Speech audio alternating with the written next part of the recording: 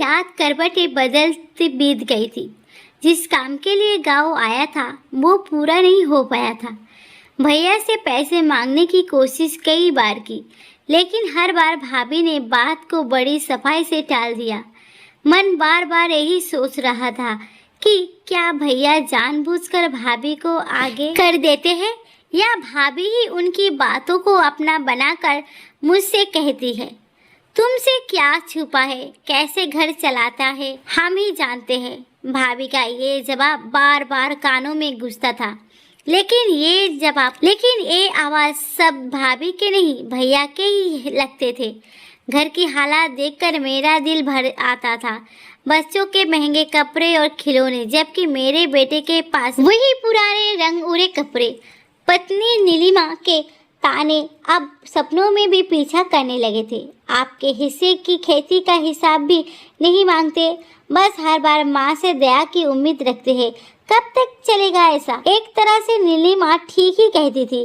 बिट्टू अब 8 का हो चला था और शहर में उसका दाखिला करवाना था। उसका दाखिला किसी अच्छे स्कूल में करवाना ज़रूरी था, लेकिन स्कूल की फीस, किताबें, ड्रेस सब कुछ मिलाकर इतना खर्च कि मेरे सरकारी क्लर्क की तनख्वाह से वो निकालना नामुमकिन था। इस बेचैनी में ही सुबह हो गई। खिड़की से माँ की आवाज़ आई, जाग गया? आकर मेरे पेड़ पौधे को देख। ना कहने का मन तो था, लेकिन माँ की आवाज़ में कुछ ऐसा था कि चाहकर भी मना नहीं कर पाया। बाहर निकला तो देखा माँ अपने पुराने हरे स्वेटर में, बालों में हल्की चांदी की झलक लिए, बाल्टी उठाए पौधों को पानी दे रही थी। मेरा गुस्सा फूट पड़ा। घर में इतने लोग हैं, लेकिन पौधों में पानी आप ही डालते हैं।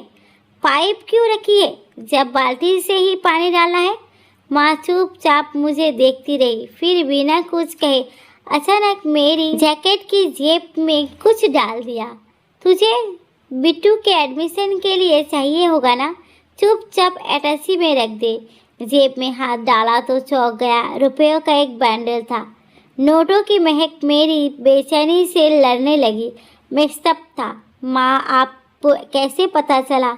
माँ मुस्कुराई। माँ हूँ तेरी, तेरा चेहरा सब कहा जाता है। जब से आया है रात भर करवटें बदल रहा है, खाने में भी मन नहीं। समझ गई, मैंने संदेह से पूछा, ये पैसे कहाँ से आए? भैया से लिए क्या?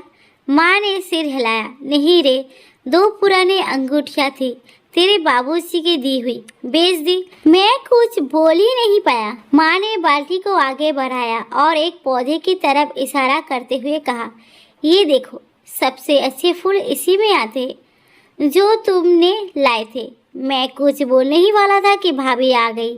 क्या हुआ, इतनी सुबह उड़ गई? उनकी निगाहें हमारी बातचीत का सिर पकड़ने की कोशिश कर रही थी। मैंने मुस्कुराते हुए जवाब दिया। माँ से पूछ रहा था कि पाइप होते हुए अभी मग से पानी क्यों डालती है?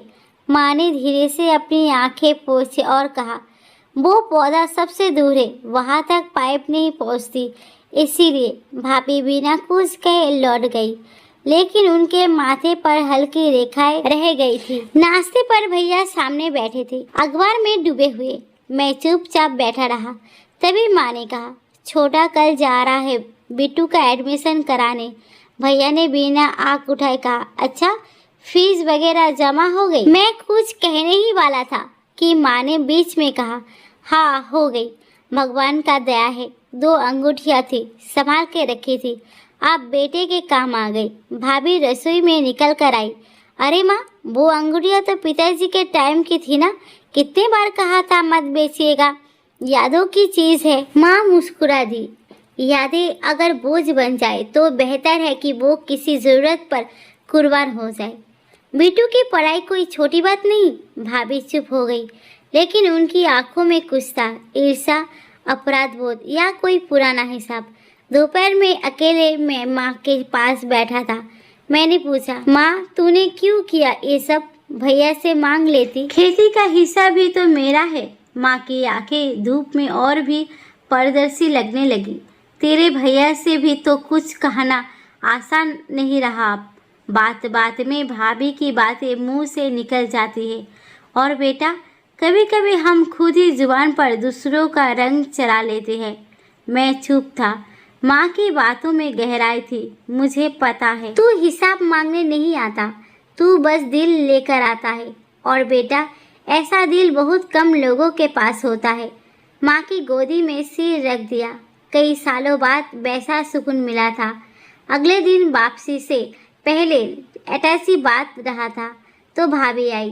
थोड़ा हिचकाते हुए बोली, भाई साहब, बिट्टू के लिए कुछ कपड़े रख दिए हैं। नीलू के पुराने हैं पर अच्छे हाल में है। मैंने शुक्रिया कहा। फिर वो बोली, माफ़ कीजिएगा अगर कोई बात गलत लगी हो। कभी कभी मैं भी समझ नहीं पाती कि किन बातों में भैया की आवाज़ होती है और किन में मेरी। मैंने मुस्कुरा कर कहा, कोई बात नहीं भाभी, रिश्तों में हिसाब कम और माफिया ज़्यादा होने चाहिए। स्टेशन जाते वक्त माँ फिर पौधे के पास थी। एक हाथ में बाल्टी, दूसरे हाथ में मग।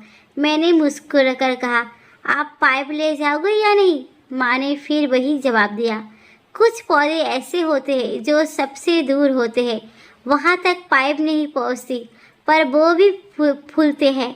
बस थोड़ा वक्त और प्यार चाहिए। मैं चुप रहा। अब समझ गया था, माँ सिर्फ पौधे की नहीं, हम सबकी बात कर रही थी।